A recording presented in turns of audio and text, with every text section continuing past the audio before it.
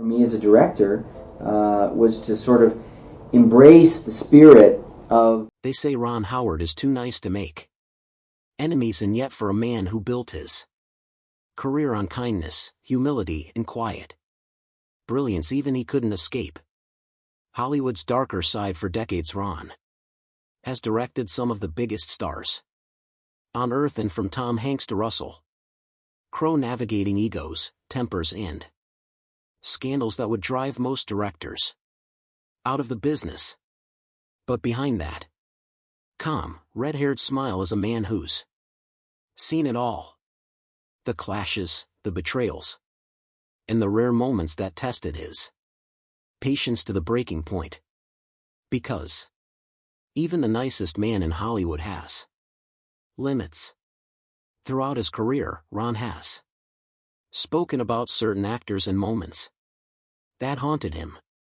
Not because they ruined his movies, but because they reveal just how fragile the balance between genius and chaos can be. These aren't just difficult performers. These are the ones who crossed lines, broke trust, and changed him forever. Some were co-stars from his early television days. Others were megastars who made life on set unbearable. But all of them share one thing in common. They forced Ron Howard to confront the one truth he'd avoided for years, and that being kind doesn't always mean being respected. From the jealousies of Happy Days to the public scandals of The Dilemma, these stories peel back the curtain on the man who defined decency in an industry built on ego. This is the untold truth of the 6 people Ron Howard once described as the hardest and at times the most evil he ever worked with. It's hard to overstate just how iconic Happy Days was in the 1970s. For millions of Americans, it was more than a sitcom. It was comfort television. And at the heart of it were 2 faces everyone loved: Ron Howard's Richie Cunningham and Henry Winkler's Arthur Fonzarelli. But while viewers saw 2 best friends on screen, behind the cameras, a quiet storm was brewing. Ron Howard was already a household name when Happy Days premiered in 1974. As the former child star of the Andy Griffith Show, he was used to being the center of attention. The wholesome, clean-cut Richie was designed to be the show's moral compass, the everyman the audience related to. Then came Henry Winkler. At first, his leather-jacketed Fonza was meant to appear in just a handful of episodes. But something unexpected happened. America fell in love with him. The cool motorcycle-riding bad boy wasn't supposed to be the lead. Yet week after week, the cheers from the studio audience grew louder. By season 3, Fonza fever had taken over. Fan mail flooded in. More than 80% of it addressed to Winkler. Executives noticed, writers noticed, and Ron Howard noticed most of all. He later admitted that it was a strange feeling watching the spotlight shift. In the early seasons, Richie was the focus of nearly every episode, he recalled. But suddenly, the writers were building entire storylines around Fonza. It was like watching the show I knew turn into something else. Reporters began asking uncomfortable questions. Do you feel like a supporting actor on your own show? Howard handled it gracefully, but inside he was struggling. It wasn't jealousy in the petty sense. It was fear of losing control over something he'd helped build. The tension came to a head in 1975 when ABC executives floated a shocking idea. Rename the series Phony's Happy Days. Winkler was horrified. I told them. Absolutely not. He later said it would insult the cast and the audience, but for Ron it was deeper than that. He told producers that if they changed the name, he'd walk. I'll quit the show and go back to film school, he said flatly. I mean it. That was a bold statement for a 21-year-old actor under contract with one of TV's biggest networks. But it worked. The executives backed off. The show stayed Happy Days. Not long after, Winkler and Howard finally confronted the elephant in the room. During a shoot in Arizona, Winkler climbed into Ron's Volkswagen after filming and asked, "Are you okay with how things are going?" Ron didn't hesitate. "You didn't do anything wrong," he said. "You're doing great work. I'm proud of you. I just had to get over it." That moment changed everything. Winkler later said it cemented their lifelong friendship. That's who Ron is. Honest, humble, and bigger than the business. Decades later, they'd reunite on Arrested Development, proving that whatever early tension existed had evolved into deep respect. Ron even said, "My time on Happy Days was great because of the people I worked with, especially Henry." It was a story of rivalry turned respect, a reminder that even when fame plays favorites, integrity can outlast ego. Fast forward to 2010. Ron Howard is no longer the young actor from Happy Days. He's an Academy Award-winning director known for emotional storytelling and clean reputation. Then comes The Dilemma, a buddy comedy starring Vince Vaughn and Kevin James. The movie seemed harmless enough until its first trailer dropped. In the very first scene, Vaughn looks into the camera and says, "Electric cars are gay."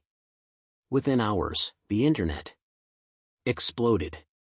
Advocacy groups condemned it. CNN's Anderson Cooper called it offensive and dangerous. Universal panicked and pulled the trailer. And suddenly, Ron Howard, Hollywood's nicest guy, was in the middle of a PR nightmare. Executives wanted the line gone. Publicists wanted an apology. But Howard saw it differently. The line, he argued, wasn't about mocking anyone. It was about portraying Vaughn's character. A brash, impulsive man who speaks before thinking. It defines who he is, Howard wrote in an open letter to the Los Angeles Times. The response was mixed. Some praised Howard's defense of creative freedom. Others accused him of tone deafness. On morning shows, panels debated whether intent excused impact. Then Vaughn made things worse. Comedy is about laughing at our differences, he told reporters. A statement that poured gasoline on the fire. The controversy overshadowed the entire film. Van's reputation took a hit, and The Dilemma bombed at the box office. Critics called it out of touch and awkwardly insensitive. Howard barely spoke of it afterward. When asked years later, he simply said, "Every controversy fades." But behind that calm response, industry insiders say the ordeal rattled him. It was the first time in his career that Ron's image of universal likability was tested, and he realized how quickly Hollywood's mood could shift. Still, true to form, he Stood by his cast and his principles. Proving once again that integrity sometimes means standing in the storm alone.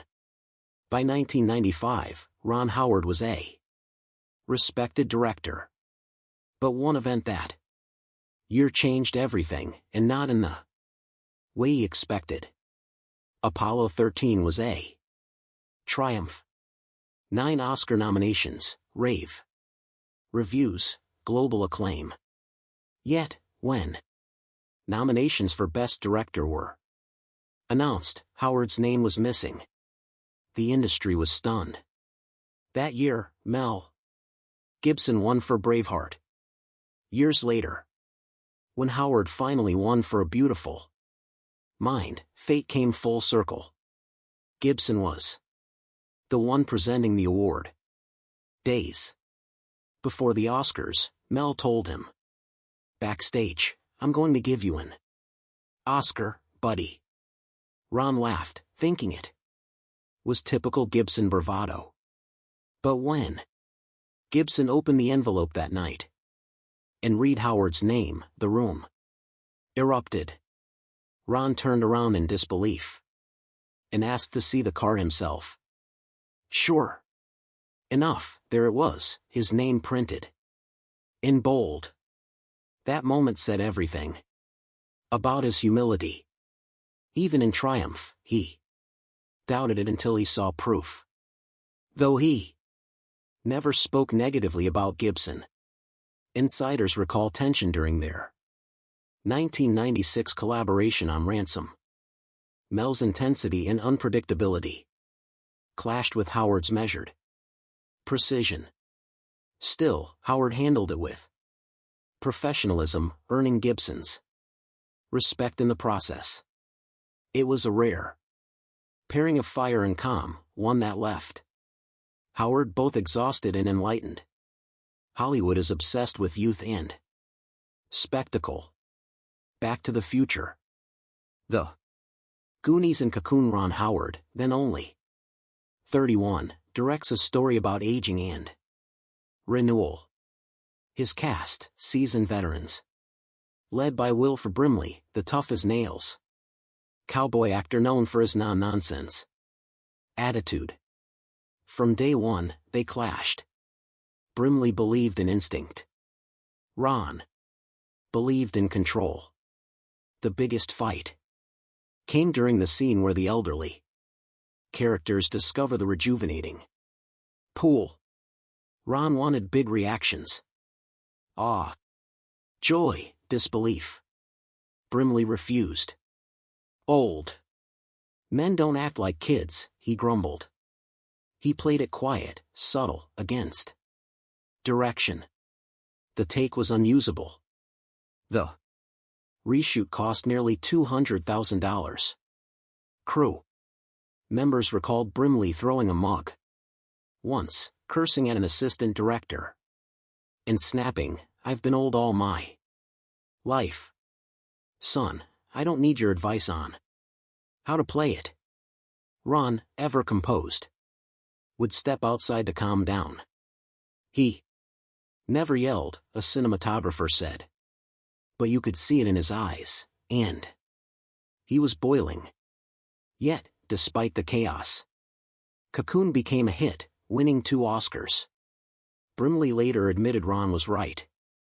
More than I was. Their working styles couldn't have been more different. But the outcome proved Howard's quiet discipline could turn even the most stubborn performance into gold.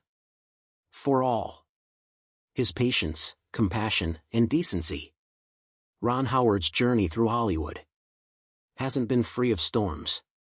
Each name, Winkler, Vaughn, Gibson, Brimley, represents a moment that tested his kindness, challenged his professionalism, and revealed what grace under pressure truly looks like. He's faced jealousy, controversy, defiance, and disrespect.